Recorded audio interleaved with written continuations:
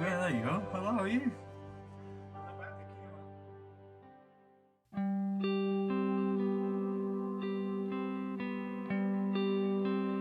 Together we stand here today, elbow to elbow, our voices heard.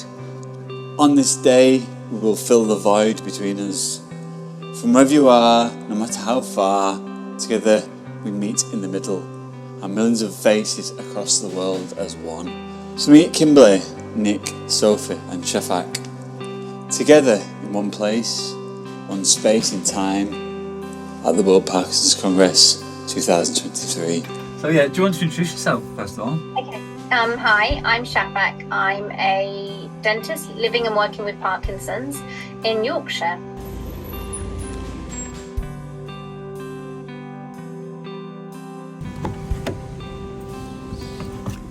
So it's really great to see you, David, and I'm Kimberly Campanello. I am a poet and writer, and I work at the University of Leeds.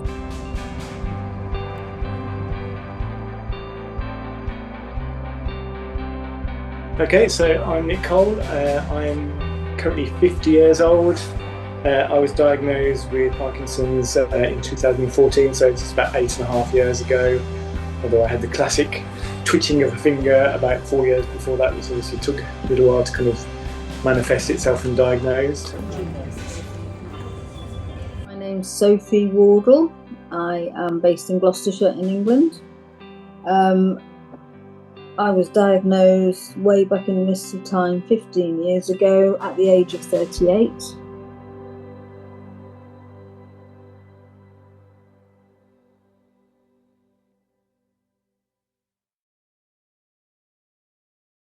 So yeah, should we do this? Do you want to do this? Should we do it? And then Yeah, you can let's get do back to this, David. Let's get on with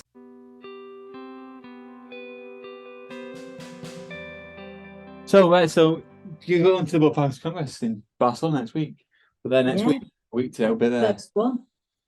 So why are you going to the World Parkinson Congress? What first? How did this come about? Well, two reasons. First one's practicality. It's in Barcelona, so I can get to it. I genuinely couldn't afford to even think about going to Tokyo at the moment. Well, I mean, I'd love to, but I'd love to go to those places, but I just can't afford it. Yeah.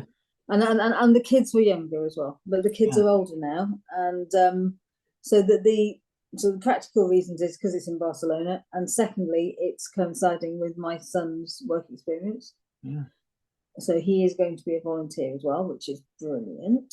And then the third reason is I felt like it was the right time. I've done a lot more writing about Parkinson's. I've been a lot more open about it in the last couple of years. You know, my personal situation has changed so that I feel more happy talking about it. And my art has gone more explicitly of Parkinson's. So I thought it was more appropriate. Being in Barcelona, being a bit closer than either Kyoto or Portland, it kind of felt a bit silly not to go, kind of experience it really. So, but I was keen to kind of gone along to various events in various things before and helped out and volunteered. So I thought actually it'd be a good opportunity to volunteer and I suppose rather than just sit there and kind of listen to everything that's coming at me, I wanted to kind of be involved in the actual organisation and kind of help out. So I'm really looking forward to kind of volunteering. We kind of have to work about 4 or 5 days doing kind of different shifts, doing different roles. We'll obviously have the chance to kind of perhaps go along to some of the sessions that we're particularly interested in. But yeah, really looking forward to being part of that and wearing our possibly bright purple t-shirts that we'll be wandering around in. Yeah, I mean, that's part of my thinking is I've seen so many folks on social media, and then it was kind of like, and then when I was going through the diagnosis and all the immediate sort of, what followed, trying to get all the information. So then you Twitter folks and everybody, you're like celebrities to me. So I'm like, I'm gonna meet all those people on Twitter. But yeah, I found it really useful, actually. The stuff on, living well, basically, and the stuff that is from the perspective of people with Parkinson's, mainly. And then, I mean, second to that, I'm interested in the scientific side, but I do try to keep up with loads of the scientific webinars, and my brother is a biochemist and works for a pharma company in the US and is always sending me all the latest stuff. And so I have a sense of all that, and it would be nice to meet some of those people in person as well, some of those podcasting people. I suppose I'm just going to go to whatever strikes me. I've got a plan, but I mean, I don't tend to stick to them. So we'll see what happens. Just be on the beach. It's going to be a big meetup for my friends. Yeah. And it's just going to be really lovely to meet people who know what I'm going through, understand what I'm going through, and I don't have to explain it to them. And I'm also looking forward to seeing what's new out there, research science wise. I'm really looking forward to some of the lectures, which makes me sound really geeky, but like the subtype one, I'm really excited about, and things like that. So. No, it's interesting. But the social aspects of it is, you should never underestimate that, because it's such a wonderful, you get so much back from it in terms of personal speaking a lot from it, I think. But you'll see the full range of symptoms as well. You'll see everybody who's like newly diagnosed, you'll see people in the middle of the road, and you'll see people in the far end. And it's kind of humbling to see all that. But it's also quite emotional as well. But yeah, I can imagine it will be quite emotional. It's always quite, I used to find it very difficult to see people that were more advanced than me in the disease process. And now I don't find it so difficult, but it's like you said, I find it humbling. But when you go there, you can shake away. That's what I say.